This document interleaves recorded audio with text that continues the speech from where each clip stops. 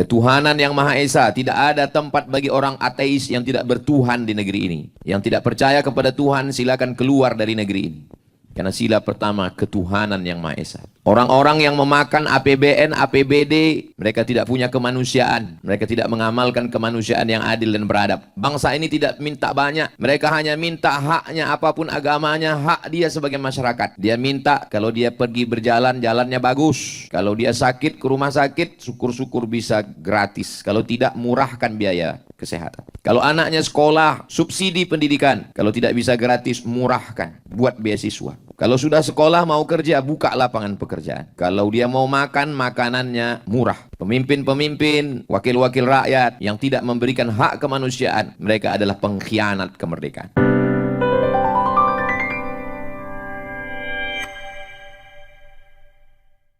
Untuk mensyukuri nikmat kemerdekaan ini, kita ucapkan Alhamdulillahirabbil alamin. Berterima kasih kepada orang yang sudah mengajarkan kita supaya tidak mau menerima penindasan, penjajahan. Allahumma salli ala Sayyidina Muhammad wa ala ali Sayyidina Muhammad. Man lam yashkurin nas, lam yashkurillah. Orang yang tidak berterima kasih kepada manusia, dia tidak bersyukur kepada Allah. Para pejuang-pejuang yang sudah gugur, kita sudah kirimkan Al-Fatihah dan doa. Untuk para ustaz dan ustazah yang sudah mendidik, mengisi kemerdekaan, kita ucapkan jazakumullahu khairal jaza. Semoga Allah memberikan balasan yang terbaik. Untuk para santri, para siswa, para siswi, mengisi kemerdekaan dengan teguh menghafal Al-Quran, membaca kitab-kitab kuning, memahami agama Islam dengan baik, dengan tetap belajar fisika, kimia, biologi, matematika, bahasa Inggris, supaya berprestasi di masa akan datang, agar kita bisa menjadi rumah tangga, menjadi rumah di negara kita sendiri, menjadi tuan, tidak menjadi tamu. Ada bangsa-bangsa yang katanya hebat, besar, tapi dia tidak menjadi tuan di rumahnya sendiri. Orang-orang yang menonton film koboi, mereka melihat bagaimana hebatnya suku Indian di Amerika. Mereka pemilik tanah Amerika. Tapi hari ini mereka tidak menjadi tuan rumah. Mereka menjadi tamu di Amerika. Yang menjadi tuan rumahnya adalah orang-orang Eropa, bangsa pendatang ke benua Amerika. Ada bangsa yang badannya tegap, tinggi, berotot, suku aborigin di Australia.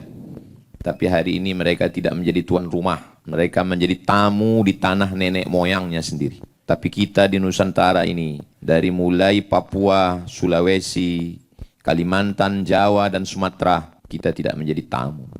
Sekarang kita menjadi anak bangsa. Orang-orang kafir itu datang dari Eropa membawa kapal untuk menyeberang ke timur Indonesia dengan alasan ingin mencari cengkeh dan tembakau. Tapi kemudian raja-raja, para ulama melawan. Sultan Babullah dari Ternate, Sultan Nuku dari Tidore, mereka melawan penjajah. Seorang ulama dari Sulawesi bernama Syekh Yusuf Al-Makassari melawan. Dia terusir ke Pulau Jawa. Belanda membuangnya ke Ceylon, Sri Lanka.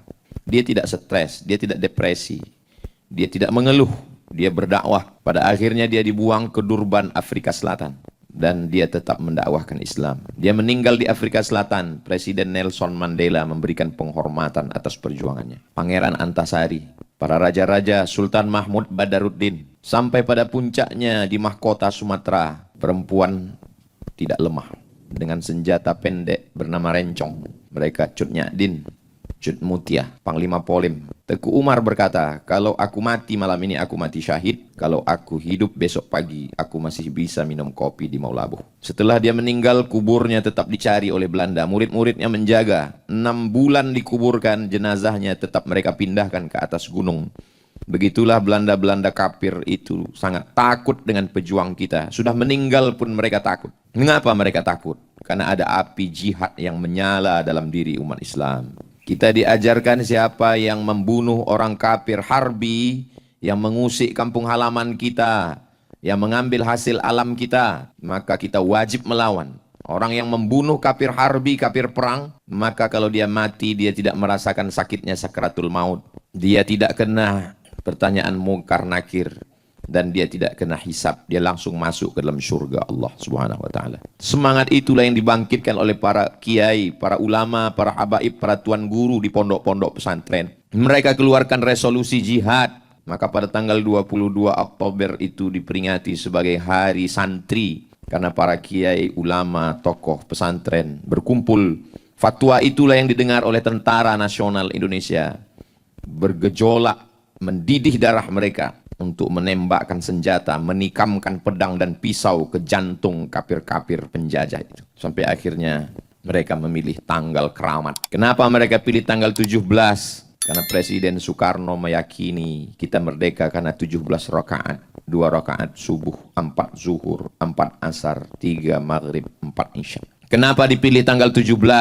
Karena 17 adalah tanggal turunnya Al-Quran. Menurut sebagian mazhab Syafi'i, nuzul Quran. Mengapa dipilih tanggal 17 Agustus 1945? Karena tanggal 17 hari Jumat, hari yang paling mulia, mereka mengambil keberkahan Sayyidul Ayyam. Kenapa 17 Agustus 1945? Karena 17 Agustus tanggal 9 Ramadan.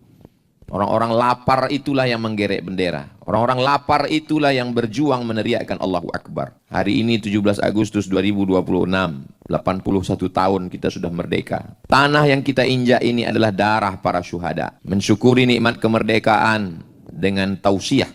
Mensyukuri nikmat kemerdekaan dengan doa istighatsah. Orang-orang yang mengkhianati kemerdekaan dengan judi, mereka adalah pengkhianat kebangsaan. Ketuhanan yang Maha Esa, tidak ada tempat bagi orang ateis yang tidak bertuhan di negeri ini. Yang tidak percaya kepada Tuhan, silakan keluar dari negeri ini. Karena sila pertama, ketuhanan yang Maha Esa.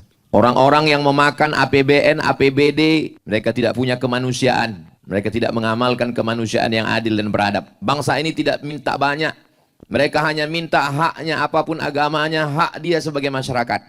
Dia minta kalau dia pergi berjalan, jalannya bagus. Kalau dia sakit ke rumah sakit, syukur-syukur bisa gratis. Kalau tidak, murahkan biaya kesehatan. Kalau anaknya sekolah, subsidi pendidikan. Kalau tidak bisa gratis, murahkan. Buat beasiswa.